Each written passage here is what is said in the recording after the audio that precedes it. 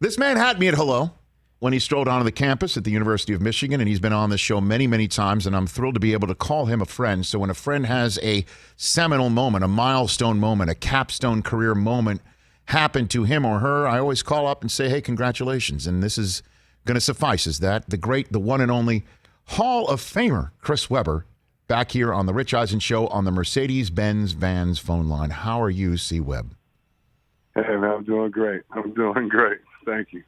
Of course. What is going through your mind, coursing through your veins, beating in your heart right now, Chris Webber? Man, it's crazy. My wife was in the room and she just walked out, but I had you on speaker and he said the Hall of Fame or whatever, and she looked back and laughed and clapped, and I was just like, yes, wow, yeah. That's, it's still getting settled with it, man. Still digesting it because it's overwhelming. Well, I mean, let's walk through the weekend because I imagine it felt like a wedding, right? Where it goes fast, your whole family's there, and it's a big moment for you. And I'm wondering, did you stop at any moment and be able to take in the moment, Chris? You know what? I was. So the night after the Shrine Saturday, I had just a small little dinner, and it was,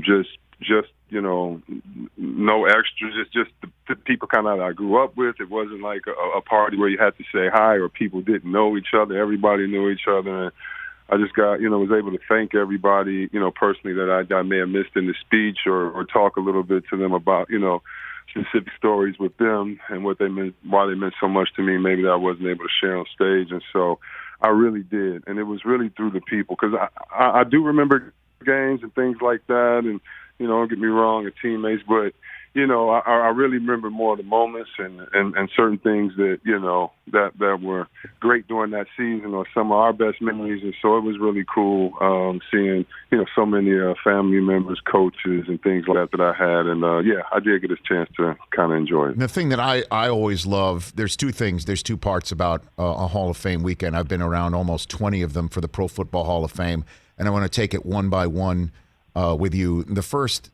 of the two is the basketball gods bestowing upon you, obviously, the great gift that put you in the Hall of Fame and your ability to use that to get you in the Hall of Fame with a random selection of other people who had it happen to them. And it's just always interesting to see the class together and get to know one another. Yeah. Did you meet anybody or renew any acquaintances or, walk me through you and your classmates going into Springfield together, C-Webb? Bobby Dandridge is crazy. He's the funniest man. I love him and his wife. And man, he's awesome, man. He's a joke a minute. And I had a lot of fun, not only watching his speech, but hanging out with him. Charlie Scott, I got a chance to hang out with before last year, and I was looking for him. I actually got to find his number, and but he was so much fun, too. A New York guy that talks a lot of junk, but Bosh, my love for Bosh grows more and more. I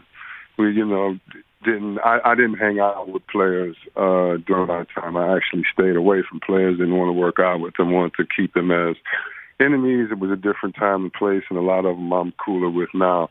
But with Bosh, I just love his kids. I respect him, and when you really think about his story again, having to retire at 31, even though he had championships and things like that, he just seemed to be cool. But the best moment probably that I had there with the Hall of Fame was with Ray Allen, and it was after the ceremony, and we just had a conversation, and Ray is somebody that I really respect a lot, and it was probably one of the best conversations with any athlete that I've ever had. Really? And, can you share anything from what do you, I'll just whatever you can share from that after you just said that, Chris? It was just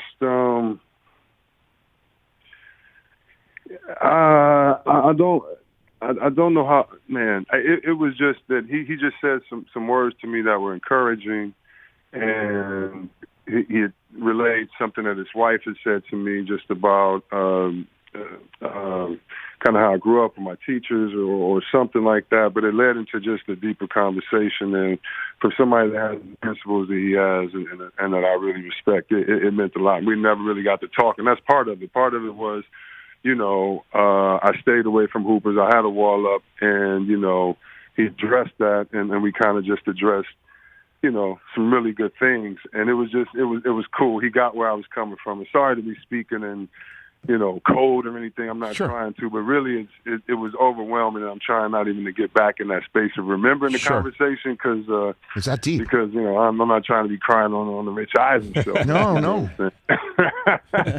Well, then let me add a little bit of levity. How was Paul Pierce's Shabbat dinner that Friday night? Did you get one of those in there with him? No, I didn't have one of those. I didn't get to it, but if he had a dinner, I bet it was crazy. I bet it was nice. Well, I didn't check my Instagram stories Friday night. I imagine that was a lit Shabbat dinner for Hall of Fame weekend. Chris Webber here on the Rich Eisen Show. Well, then I will proffer to say that maybe I'll give you a teardrop warning here, because the second aspect of a Hall of Fame weekend that I love watching is family getting together, right? And journeys. And I know your dad, who you're named after, Chris is not your first name, that your dad slipped the jacket on you, which is one of my favorite moments. I'm the host of the jacket dinner at the Hall of Fame every year, and it's one of my favorite gigs to MC. What was that moment like for you, Chris Webber? It was an incredible moment, man. I mean, the best part about it is, I have a lot of brothers, and so when it's somebody's graduation, when it's somebody else's moment, usually there's a clown in our family that's, stealing all the energy or giving all the energy just to let the person enjoy it. And my whole family enjoyed it so much that I really enjoyed it. It was their weekend, instead of just tiptoeing around, they were like, no, this is our weekend. And so it was just so fun to see everybody embrace it, and having my father do that, man. It was, it's the crowning moment, having him be there with me drafted, knowing what he went through growing up, and then, him knowing that that's the reason. So before I got on the plane, he was at a restaurant, and I gave him my bag with the ring and champagne and everything in. I'm like, here, and the trophy. I'm like, hey, take this with you. And, he's like, no, I can't take it. And then he started to kind of tear up, and I just ran, and I was like, damn, I left the champagne in there because he doesn't drink. And I'm like, I need that champagne. But it was one of the best moments, man.